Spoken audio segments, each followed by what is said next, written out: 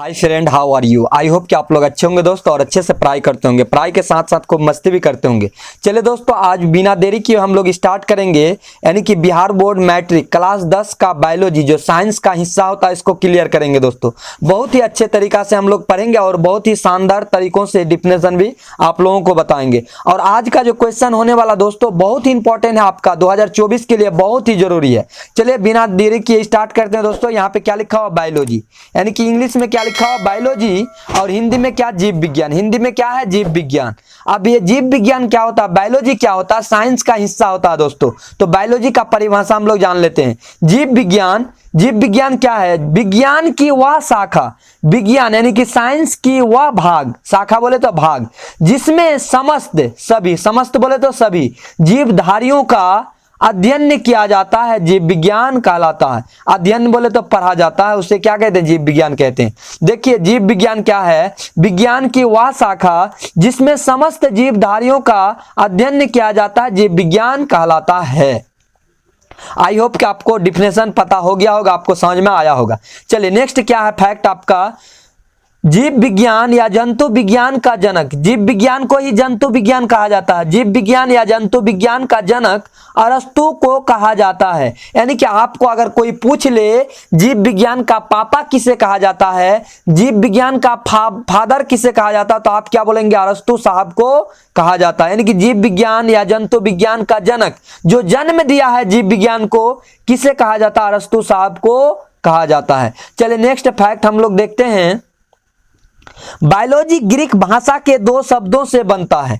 Biology जो बना है, ये शब्द बना है ग्रीक भाषा के दो शब्दों से बना है। अगर आपको कोई पूछ ले बायोलॉजी शब्द बना है किस भाषा से लिया गया है, तो ग्रीक भाषा से लिया गया है, दो शब्दों से, बायोस प्लस लोगोस। बायोस का मतलब लाइफ होता है और लोगोस का मतलब स्टडी करना, यानी कि अध्ययन करना, पढ़ना।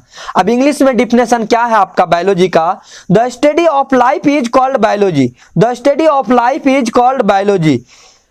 और देखिए यहाँ पे बायोलॉजी शब्द का पहला प्रयोग फ्रांस के वैज्ञानिक लैमार्क ने 1881 ईस्वी में किया था। बायोलॉजी, अगर कोई आपको पूछे बायोलॉजी शब्द का पहला प्रयोग कहाँ के वैज्ञानिक किए थे, तो फ्रांस के वैज्ञानिक, किस नाम क्या थे, तो लैमार्क ने कब किए थे, 1881 ईस्वी में किया था। चलिए दोस्तों, आज हम लोग पढ़ेंगे यानी कि क्लास 10th का बायोलॉजी और चैप्टर, पहला चैप्टर पढ़ेंगे। पहला चैप्टर का नाम क्या है दोस्तों, जैव प्रक्रम। हिंदी में क्या बोलते हैं, जैव प्रक्रम, और इंग्लिश में लाइफ प्रोसेस बोलते हैं। इंग्लिश में क्या बोलते हैं, लाइफ प्रोसेस। आपका जीवन का क्या क्या प्रोसेस है, क्या क्या प्रक्रिया है, उसी के बारे में हम लोग पढ़ेंगे आज। देखिए यहाँ पे सबसे पहले हम लोग देखेंगे जैव प्रक्रम क्या होता है। जैव प्रक्रम क्या होता है, सबसे पहले हम लोग देखेंगे जैव प्रक्रम क्या होता है। देखिए यहाँ पे जैव प्रक्रम क्या है, जीवों में संपन्न होने वाली वे सभी क्रियाएं जो सम्मिलित रूप से अनुरक्षण का कार्य करती है, जैव प्रक्रम कहलाती है।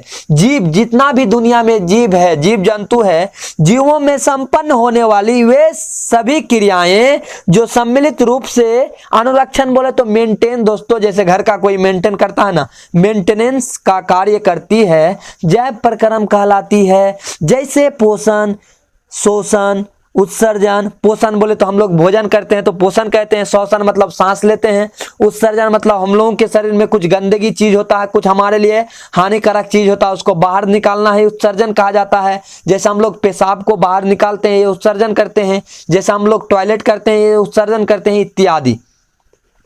चलिए नेक्स्ट टॉपिक, चलिए नेक्स्ट टॉपिक क्या है, देखिए यहाँ पे बहुत ही VVI दोस्तों, बहुत ही वेरी वेरी इंपॉर्टेंट क्वेश्चन है। सजीवों के प्रमुख लक्षण को लिखे। सजीव अगर कोई है, कोई लिविंग है, कोई अगर सजीव है तो उनके अंदर क्या क्या क्वालिटी होगा, क्या क्या उनके अंदर गुण होगा, क्या क्या लक्षण होगा, उसके बारे में लिखना है। सजीवों के प्रमुख लक्षण को लिखे। आंसर में क्या लिखेंगे दोस्तों, उत्तर में क्या लिखेंगे, सजीवों के प्रमुख लक्षण निम्नलिखित है या निम्न है, नीचे दिया हुआ है। भोजन का ग्रहण करना सजीवों का लक्षण हुआ। अगर कोई सजीव है दुनिया में तो ये भोजन को करता है या भोजन को लेता है, यानी कि भोजन का ग्रहण करना मतलब भोजन लेना। नेक्स्ट पॉइंट क्या है, सांस लेना। अगर कोई सजीव है तो सांस लेगा। आप लोग ऐसा नहीं सोचेंगे सजीव है और सांस नहीं लेगा, बिना सांस का जिंदा नहीं रह सकता कोई भी सजीव। सांस लेना, उत्सर्जन करना। अगर हम सजीव है तो हम उत्सर्जन करना पड़ेगा समय समय पर। अगर हम खाते रहेंगे पीते रहेंगे और हम कुछ शरीर से बाहर नहीं निकालेंगे तो हम जिंदा नहीं रह सकते हैं, क्योंकि खाने के दौरान हमारे शरीर में कुछ हानिकारक चीज भी बनता है, उसको बाहर निकालना ही उत्सर्जन कहलाता है। वृद्धि करना यानी कि विकास करना। जब बच्चा रहता है 1 साल का तो छोटा छोटा पैर होता है, छोटा छोटा हाथ होता है। जब बच्चा हो जाता है 20 साल का, बड़ा आदमी बन जाता है, तो उसका हाथ पैर बहुत मजबूत हो जाता है, स्ट्रोंग हो जाता है। ये वृद्धि हो गया, ग्रोथ हो गया। गति करना, एक जगह से दूसरे जगह चलना। आई होप कि आपको समझ में आ गया सजीवों के प्रमुख लक्षण। नेक्स्ट क्या है, चलते हैं। नेक्स्ट क्या आपका, पोषण किसे कहते हैं? पोषण किसे कहते हैं? वह जैव प्रक्रम जिसके अंतर्गत जीव पोषक तत्वों को ग्रहण करके उसका उपयोग करते हैं, उसे ही क्या कहते हैं?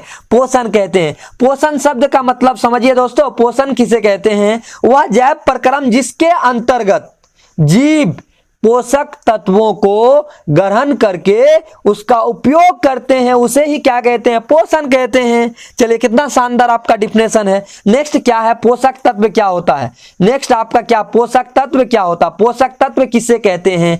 पोषक तत्व वैसे तत्वों को कहा जाता है जिसमें सजीवों को ऊर्जा मिलती है और शरीर की जरूरतें पूरा होती है।